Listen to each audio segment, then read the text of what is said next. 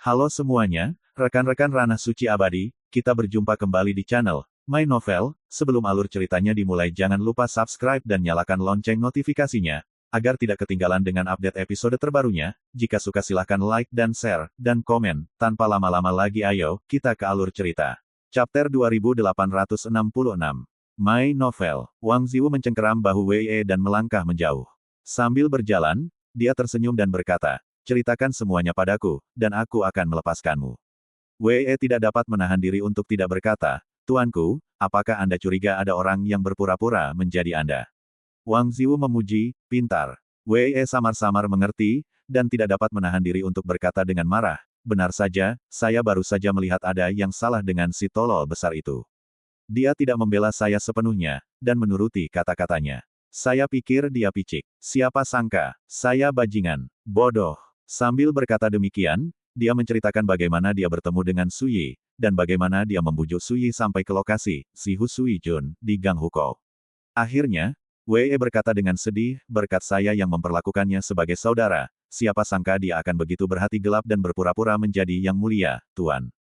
Dia pasti mencoba menjebak dan menyakiti Anda." Wang Ziwu juga mengerutkan kening. Cara Wang Ziwu palsu memang sangat aneh, membuat orang tidak dapat menebak apa yang ingin dilakukan pihak lain. Selanjutnya, Wang Ziwu menanyakan beberapa detail dengan hati-hati, tetapi pada akhirnya dia tidak menemukan apapun. Wang Ziwu, palsu itu tampaknya muncul entah dari mana, dan dia tidak pernah melakukan apapun selain menghabiskan uang seperti air mengalir di kota untuk membeli berbagai sumber daya kultivasi. Mungkin, orang ini benar-benar musuh si Hu Sujun, dan alasan mengapa dia berpura-pura menjadi aku adalah untuk membawa bencana ke timur. Wang Ziwu memikirkannya, dia telah mendengar bahwa Tuan Zihus Hui adalah tamu kehormatan Tuan Kota, Kaisar Iblis Baye. Memikirkan hal ini, Wang Ziwu menyipitkan matanya dan memikirkan sebuah kemungkinan. Akankah Wang Ziwu palsu membiarkan dirinya menjadi sasaran Kaisar Iblis Baye dengan tujuan memusuhi Tuan Zihus Hui? Kemungkinan besar, Wang Zi tidak datang ke sini, tetapi di bawah Sungai Takdir yang panjang, ada acara yang sangat penting untuk dilakukan.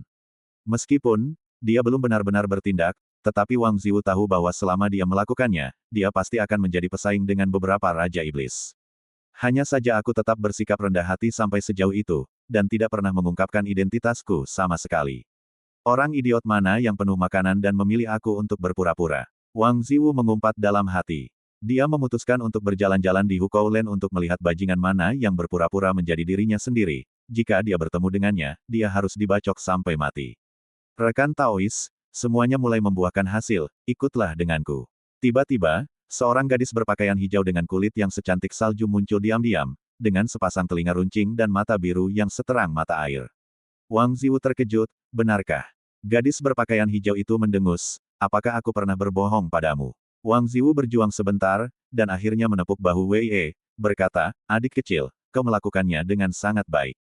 Bagaimanapun, dia bergegas pergi bersama gadis cantik berpakaian hijau itu, dan menghilang ke kerumunan besar hanya dalam sekejap. Dan Wei sudah berkeringat dingin, dan berdiri di sana dengan hampa, benar-benar tercengang. Wanita berpakaian hijau tadi tampak muda, tetapi Wei mengenali sekilas bahwa pihak lain adalah Kaisar Iblis legendaris. Keberadaan yang tak tertandingi yang menempuh perjalanan sejauh 80.000 mil melintasi air gurun langit. Di bawah Sungai Takdir yang panjang, semua orang memanggilnya Kaisar Iblis Hijau. Wei berani bersumpah bahwa dia tidak akan pernah salah kali ini. Si bodoh itu berani meniru Wang Ziwu. Tetapi di bawah Sungai Takdir yang panjang, tidak ada yang berani berpura-pura menjadi Lupin Yao Huang. Aneh, Kaisar Iblis Lupin tidak datang ke Lingbao Tiancheng selama puluhan ribu tahun. Apa yang akan dia lakukan kali ini? Wei mengerutkan kening. Setelah beberapa saat, dia tiba-tiba menamparkan dirinya sendiri dan memarahi. "Kamu adalah orang kecil di mata orang besar, apa yang kamu lakukan?" Untungnya, Bodhisattva memberkatiku dan lolos dari malapetaka ini. Tanpa sadar, dia diam-diam menutupi hatinya dengan tangannya. Ada liontin giok di sana, dan Bodhisattva duduk dengan alis tertunduk. Di kedalaman Gang Hukou, di rumah besar yang diselimuti kabut darah. Setelah Suyi masuk bersama lelaki tua rusa itu, dia menemukan bahwa rumah besar ini adalah alam rahasia. Namun, itu sangat kecil, kira-kira seukuran 100 hektar tanah, dan berbagai istana dan paviliun dibangun di sana. Lu tua memimpin jalan tanpa mengucapkan sepatah kata pun. Tampaknya dia tidak khawatir tentang pelarian Suyi, dan dia tampaknya tidak mau repot-repot mengatakan apapun kepada domba gemuk seperti Suyi yang datang ke pintunya. Suyi tidak bertanya apa-apa, dan melihat pemandangan di sepanjang jalan. Sesekali melihat ke langit. Lu Weng, siapa yang kamu bawa? Tiba-tiba terdengar suara. Suyi melihat seorang pria berpakaian hitam bersandar di punggung paviliun di kejauhan. Kulit pria itu biru tua, pipinya jenjang dan ramping, dan dia memegang pedang tulang seputih salju setinggi setengah orang di tangannya. Gagang pedang tulang berbentuk seperti tengkorak bayi. Seekor domba gemuk diantar ke pintu. Lu Weng berbicara dengan tenang dan tidak menyembunyikannya. Saya berencana untuk membawanya ke Wan Lianfang terlebih dahulu. Pria berpakaian hitam itu menyeringai, Wan Lianfang adalah tempat yang bagus. Pertama-tama kupas kulit dan kramnya, lalu masak daging dan darahnya, giling isi perutnya, dan gegar otaknya. Permaisuri-permaisuri, menggunakan teknik rahasia untuk memurnikan minyak lampu, siapapun yang menanggung siksaan seperti itu pasti ingin segera mencari kematian. Seberapa gemuk dia? Dari sebuah kolam di kejauhan, tiba-tiba menonjol kepala ular yang ditutupi sisik berdarah, yang ukurannya seperti rumah batu. Mulutnya menelan huruf-huruf ular, dan sepasang mata coklat penuh dengan kilau suram dan brutal. Lu Weng berkata, saya mendengar bahwa total kekayaan bayi kecil ini tidak kurang dari 300 koin giok kehidupan. Cek, apakah semua domba gemuk sekarang begitu kaya? Pria berpakaian hitam itu heran. Tidakkah menurutmu ada yang salah dengannya? Kepala ular besar itu tiba-tiba berkata, dia sama sekali tidak takut, dan dia tidak gugup. Ini tidak seperti keberanian yang seharusnya dimiliki monster besar. Monster itu menatap lurus ke arah Suyi, mengapa kau tidak membiarkanku memakannya terlebih dahulu untuk melihat apakah ada masalah dengannya? Memang, anak ini terlihat begitu tenang. Pria berpakaian hitam itu tiba-tiba berdiri, meletakkan pedang tulang di tangannya ke tanah, dan menekan tangannya di gagangnya. Kemudian, dia menatap Suyi dengan mata seperti pedang tajam, tuanku sedang mengadakan pertemuan rahasia di istana panjang umur sekarang, jadi tidak ada kecelakaan yang bisa terjadi. Ini dia, tanah rahasia kandang darah kita, dia adalah Raja Iblis, dan dia ditakdirkan untuk mati. Lu Weng sangat tenang. Sambil berbicara, dia menoleh untuk melihat Suyi, dan berkata dengan tenang, apakah kau ingin berjuang sebentar? Suyi berhenti berpura-pura, dan berkata pada pertarungan itu, sejujurnya, aku punya dua tujuan di sini, satu adalah untuk menghindari beberapa orang yang diam-diam mengikuti, dan yang lainnya adalah untuk menanyakan beberapa berita. Lu Weng mendengus, matanya yang keruh berputar pelan seperti pusaran air, menatap Suyi, jadi, memang ada yang salah denganmu.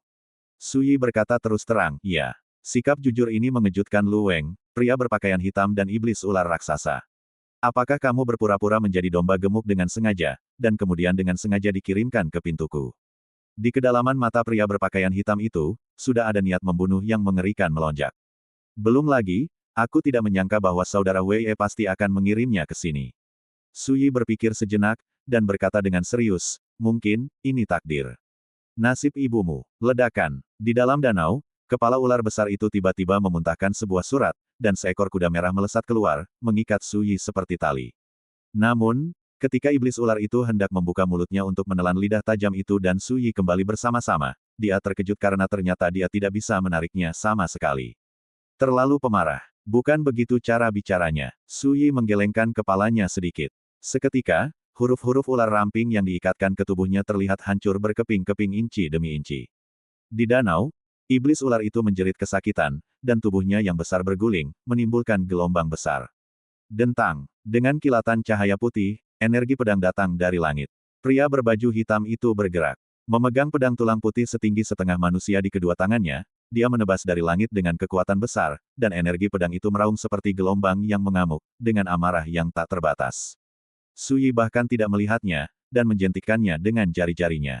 Dentang. Terdengar suara tabrakan yang mengejutkan. Pria berbaju hitam itu terbang kembali dengan pedang di tangannya, seluruh tubuhnya gemetar seolah disambar petir, dan pedang tulang panjang di tangannya meraung.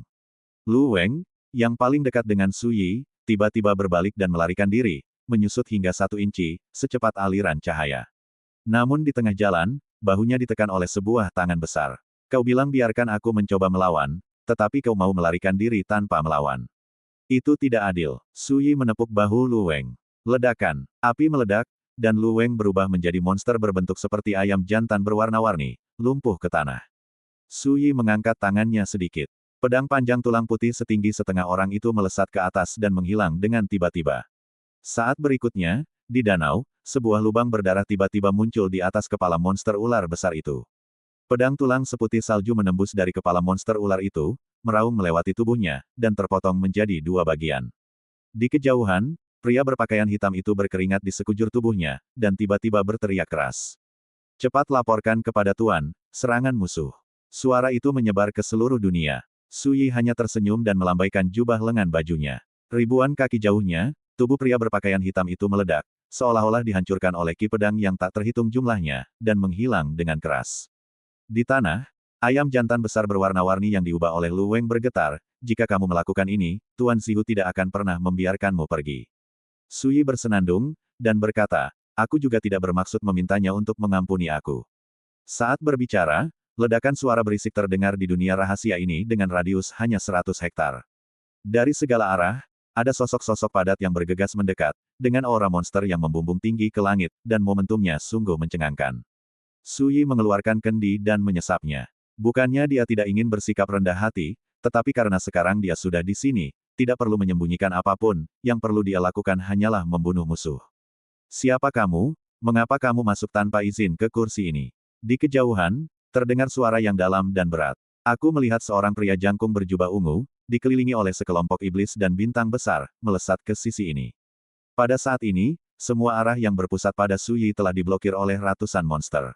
Namun, Suyi menutup mata dan hanya menatap pria jangkung berjubah ungu itu. Tiba-tiba, Suyi menyadari bahwa di samping pria berjubah ungu itu, masih ada 3 raja iblis yang berdiri. Ini di luar dugaan Suyi, karena menurut apa yang dikatakan Wei, di antara pasukan Zihus Huijun, hanya ada Zihus Huijun sebagai raja iblis. Yang lainnya semuanya adalah monster besar yang tidak pernah memadatkan karakter kelahiran mereka. Namun kini, muncul 3 raja iblis lagi entah dari mana, yang tidak diragukan lagi merupakan sebuah kecelakaan. Pria berjubah ungu itu tidak lain adalah Zihus Huijun, seorang raja iblis yang kuat di dunia bawah tanah Lingbao Tiancheng. Sebelumnya, ia mengadakan pertemuan rahasia dengan beberapa rekannya untuk membahas sebuah peristiwa besar. Aku tidak pernah menyangka akan ada yang datang untuk membunuhku. Awalnya, ia juga terkejut, menduga bahwa berita yang bocor itu disebabkan oleh pasukan musuh yang memanfaatkan kesempatan untuk menyerang. Namun kini tampaknya jelas tidak demikian. Lawannya hanyalah seorang pemuda tampan berpakaian abu-abu dengan wajah yang tidak dikenalnya. My Novel. Chapter 2867. My Novel. Zihus Huijun berdiri tegak, matanya berkedip-kedip. Lawannya memang iblis besar dengan penampilan seorang pemuda tampan, dia hanya melihat napas, dan tidak pernah memadatkan karakter kelahiran sama sekali. Namun sebelum itu, orang ini membunuh 2 bawahannya yang cakap berturut-turut, dan bahkan Lu Weng pun tersungkur ke tanah. Tingkat kekuatan tempur ini tidak diragukan lagi mencengangkan. Yang paling mengejutkan Zihus Huijun adalah, bagaimana mungkin seorang pemuda tampan seperti itu berani bertindak liar di wilayahnya sendiri. Tuanku, nama orang ini adalah Wang Ziwu, ada masalah serius dengan identitasnya. Lu Weng gemetar hebat. Wang Ziwu, Zihus Huijun dan 3 raja iblis di sampingnya saling memandang dan tidak bisa menahan diri untuk tidak mengerutkan kening. Kapan Lingbao Tiancheng ini menghasilkan karakter nomor 1 seperti itu? Saudara Dao, dalam kurun waktu terakhir ini, ada banyak bajingan di Lingbao Tiancheng, semuanya datang untuk kunci rahasia kesengsaraan segudang. Orang ini mungkin adalah karakter yang dengan sengaja menyembunyikan asal-usulnya. Seorang raja iblis mengirimkan transmisi suara untuk mengingatkan Zihus Huijun. Hati Zihus Huijun bergetar. Sebagai raja iblis di dunia bawah tanah Lingbao Tiancheng, dia secara alami sangat terinformasi. Baru-baru ini, memang ada banyak keberadaan kuat yang tidak diketahui asalnya yang menyelinap ke kota. Bahkan ada seorang kaisar iblis di antara mereka. Memikirkan hal ini, Tuan Zihus Hui menekan niat membunuhnya, mengepalkan tinjunya dan berkata, saya tidak tahu mengapa Anda datang ke sini, jika saya menyinggung Anda, tolong beri tahu saya. Suyi awalnya mengira akan ada pertempuran besar, tetapi melihat pemandangan ini, dia segera berubah pikiran. Mengapa, Anda Tuan Zihus Hui tidak mengenali saya? Sambil berbicara, Suyi diam-diam mengoperasikan teknik mencuri kehidupan, dan aura monster yang ganas dan melonjak tiba-tiba muncul dari tubuhnya. Aura seluruh orang juga berubah karenanya, jauh di dalam pupil mata, tampaknya ada lautan badai yang mengamuk. Zihus Huijun terkejut, lalu wajahnya sedikit berubah, dan dia berkata dengan heran, kamu adalah Tuan Xiao Yue. Begitu kata-kata ini keluar, terjadi keributan di antara hadirin. Xiao Yue, di sungai takdir yang panjang ini, hanya ada satu orang yang dapat dipanggil demikian oleh Zihus Huijun, jenderal yang kuat di bawah komando Kaisar Iblis Naga, Raja Iblis Bulan yang menjerit. Suyi menendang Lu Weng menjauh, dan berkata dengan acuh tak acuh, benar sekali, penglihatanmu cukup bagus. Saat dia berkata demikian, sesosok hantu diam-diam muncul di atas sosoknya, berbentuk seperti lembu kui, sebesar gunung yang menjulang tinggi, dengan sepasang sayap hitam sepanjang ribuan kaki, dan guntur berdarah yang menyilaukan mengalir dari tubuhnya. Ini persis seperti gambaran Raja Iblis Xiao Yue. Hati Zihu Sujun bergetar, dia tidak dapat menahan diri untuk tidak menarik napas dalam-dalam, menundukkan kepalanya dan membungkuk dan berkata, Tuan Xiao Yue ada di sini, generasi muda belum menyapa Anda, dan saya berharap untuk menebus kesalahan. Di sampingnya, 3 Raja Iblis lainnya juga memberi hormat satu demi satu. Mungkin seseorang dapat berpura-pura menjadi Raja Iblis Xiao Yue, tetapi aura tubuh itu ditakdirkan untuk tidak berpura-pura. Hanya dengan melihat bentuk Dharma yang berasal dari nafas kehidupan, seseorang dapat mengetahui bahwa pihak lain adalah Raja Iblis Xiao Yue yang sebenarnya.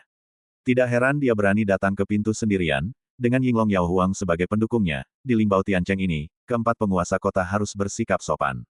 Dengan tenang, Su Yi menyingkirkan bayangan hantu itu, menahan napas, dan berkata dengan ringan, aku tidak mau repot-repot menjelaskan kesalahpahaman sebelumnya, kau bisa bertanya pada rusa itu nanti.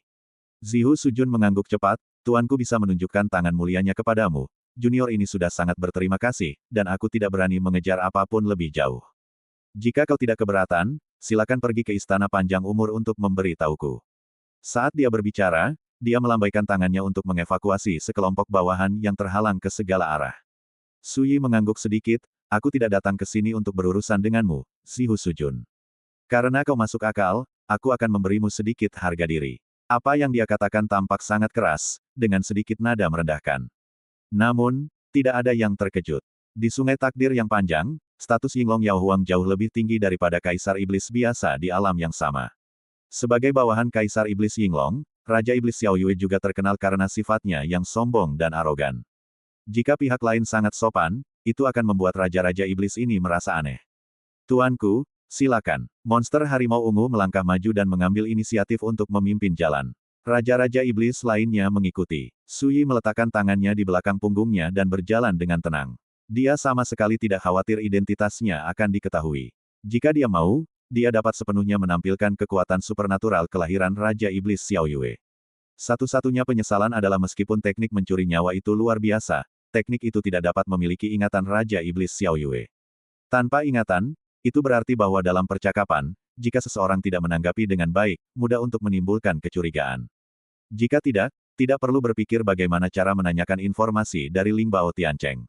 Anda hanya perlu menemukan beberapa bawahan Yinglong Yao Huang, dan Anda dapat menanyakan jawaban yang Anda inginkan. Persetan dengan Wei neneknya, domba gendut macam apa, dia jelas mengirim dewa pembunuh besar ke pintunya. Lu Weng, yang lolos dari kematian, sangat marah sehingga dia mengutuk dalam hatinya, berharap dia bisa membunuh bajingan Wei itu segera. Aula Panjang Umur. Su Yi diundang untuk duduk di kursi utama di tengah.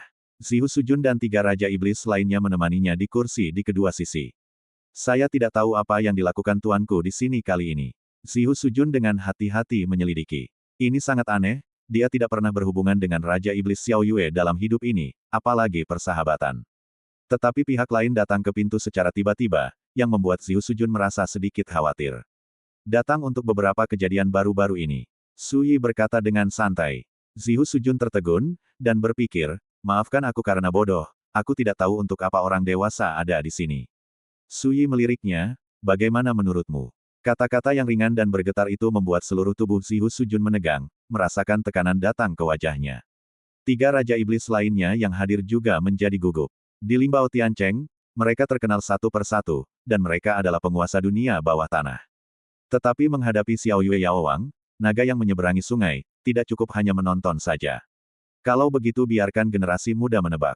Zihu Sujun menarik napas dalam-dalam dan berkata, baru-baru ini, memang ada banyak peristiwa besar di Lingbao Tiancheng. Dan untuk menarik perhatian orang dewasa, dan membiarkan orang dewasa menemukan pintu junior secara langsung, hal seperti itu ditakdirkan menjadi masalah besar. Saat dia berbicara, dia bertanya dengan ragu-ragu, apakah tuanmu juga mengumpulkan petunjuk yang terkait dengan kunci kesengsaraan segudang? Kunci rahasia dari segudang bencana. Su Yi diam-diam berpikir, apa-apaan ini? Sayang sekali dia tidak ingin bertanya terlalu banyak, jadi dia hanya mengangguk sedikit, ini memang salah satu alasan mengapa aku datang ke sini. Zihu Sujun menghela napas lega, dia tahu dalam hatinya bahwa Xiao Yue Yaowang pasti bekerja untuk Yinglong Yao Huang. Jelas, Kaisar Iblis Naga juga memperhatikan berita tentang kunci rahasia segudang kesengsaraan. Sejujurnya, tuanku, kami berkumpul di sini sebelumnya untuk membahas kunci rahasia segudang malapetaka. Seperti yang dikatakan Zihu Sujun, dia mengeluarkan selembar batu giok dan meletakkannya di samping Suyi dengan hormat. Di antaranya ada beberapa berita yang baru saja kami dapatkan, silakan dilihat. Suyi membuka lembaran giok itu dan mulai membacanya. Akhir-akhir ini, Lingbao Tiancheng dilanda arus bawah dan badai datang. Semuanya datang karena harta karun, kunci rahasia segudang kesengsaraan. Zihu Sujun, bawahan Raja Iblis, bercokol di dunia bawah tanah di kota itu, dan mereka memiliki berbagai macam agama, jadi merekalah yang paling berpengetahuan. Akan tetapi, hal-hal yang tercatat dalam lembaran giok itu sangat berantakan dan tidak beraturan, dan Suyi memilah-milahnya sejenak sebelum dia samar-samar mengerti apa kunci rahasia segudang kesengsaraan itu. Ini adalah keberuntungan tertinggi yang terkait dengan jurang segudang kesengsaraan. Menemukan kunci rahasia segudang malapetaka sama saja dengan menguasai kunci jurang segudang alam. Yang mengejutkan Suyi, berita itu mengatakan bahwa petunjuk kunci rahasia segudang malapetaka awalnya ada di tangan Kaisar Iblis Merak. Ternyata Kaisar Iblis Merak mengadakan pertemuan rahasia dengan sekelompok Kaisar Iblis di Lingbao Tiancheng pada milenium. Tujuan dari pertemuan rahasia ini adalah untuk membahas cara menemukan kunci rahasia Myriad Tribulations, dan kemudian pergi ke Abyss of Myriad Tribulations. Namun, sesuatu terjadi pada pertemuan rahasia ini. Kaisar Iblis Merak membunuh putra Kaisar Iblis Naga, dan karena ini ia membentuk perseteruan darah dengan Kaisar Iblis Naga. Suyi telah mendengar Xincanzi berbicara tentang masalah ini, tetapi dia tidak pernah menyangka bahwa tujuan dari pertemuan rahasia ini sebenarnya terkait dengan kunci rahasia Myriad Tribulations. Dan menurut catatan dalam Jade Slips, Kaisar Iblis Merak mengungkapkan pada pertemuan rahasia itu bahwa kunci rahasia Myriad Tribulations disembunyikan di Lingbao Tiancheng. Selain itu, masalah ini dikonfirmasi dengan suara bulat oleh semua Kaisar Iblis yang berpartisipasi dalam pertemuan rahasia tersebut. Namun hingga saat ini, belum ada yang dapat menemukan benda ini. Satu-satunya hal yang orang-orang yakini adalah bahwa kunci rahasia dari segudang malapetaka memang masih ada di kota itu, dan Kaisar Iblis Merak tahu petunjuk untuk menemukannya. Melihat hal ini, Suyi akhirnya mengerti mengapa Kaisar Iblis Naga begitu bertekad untuk membalas dendam kepada Kaisar Iblis Merak. Ini sangat sederhana, meskipun ada hubungannya dengan pembunuhan putra sahnya, tetapi yang terpenting adalah bahwa hanya Kaisar Iblis Merak yang tahu cara menemukan kunci rahasia dari segudang malapetaka. Setelah memikirkan hal ini, Suyi akhirnya mengerti mengapa Kaisar Iblis Qianshu dan Kaisar Iblis Baiye memilih untuk bergabung dengan Kaisar Iblis Yinglong.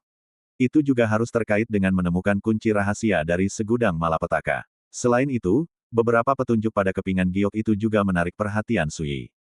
3 hari yang lalu, seorang tokoh yang diduga sebagai avatar Kaisar Iblis Merak muncul di dekat sumber jahat Tanah Kotor di Lingbao Tiancheng. Sumber jahat itu adalah satu-satunya di Lingbao Tiancheng, dan itu juga merupakan daerah terlarang yang paling berbahaya. Tempat ini terletak di wilayah barat daya kota, dengan radius 3.000 mil, yang semuanya merupakan daerah terlarang. Di Tanah Kotor sumber jahat itu, terdapat roh-roh jahat yang ganas dan menakutkan, yang diselimuti oleh bencana dan malapetaka sepanjang tahun. Setiap malam, sumber jahat dan Tanah Kotor itu akan berubah menjadi 9 neraka neter, dan akan ada banyak roh jahat yang menakutkan yang menghantui, menangis dan melolong serigala, yang sangat menakutkan. Semua orang tahu bahwa Lingbao Tiancheng dibangun di atas kerangka leluhur iblis dari zaman prasejarah. Dan dikatakan bahwa daerah tempat sumber jahat dan Tanah Kotor itu berada adalah jantung kerangka leluhur iblis itu. Napas yang kotor dan jahat itu diduga diubah oleh kekuatan kondisi pikiran leluhur iblis saat ia meninggal. Terlepas dari apakah rumor itu benar atau tidak, dalam tahun-tahun yang panjang sejak pembangunan Lingbao Tiancheng, tidak ada yang berani mencoba menerobosnya.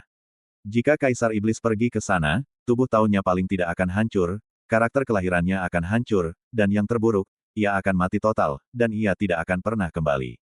Menurut Jade Slips, wanita yang diduga sebagai avatar Kaisar Iblis Merak diserang oleh sekelompok Kaisar Iblis tak lama setelah ia muncul di sumber jahat dan terbunuh di tempat. Namun, hanya sepotong bulu merak yang tersisa di ladang. Semua ini telah membuktikan bahwa wanita itu jelas diubah oleh sebagian bulu Kaisar Iblis Merak. Karena itulah orang-orang menduga bahwa kunci rahasia dari segudang malapetaka kemungkinan besar disembunyikan di Tanah Kotor sumber kejahatan. Kalau tidak, mengapa klon Kaisar Iblis Merak muncul di sana? My Novel. Bagi rekan-rekan pencinta My Novel, mohon dukungan, tekan like dan subscribe, agar Mimin tambah semangat lagi. Terima kasih.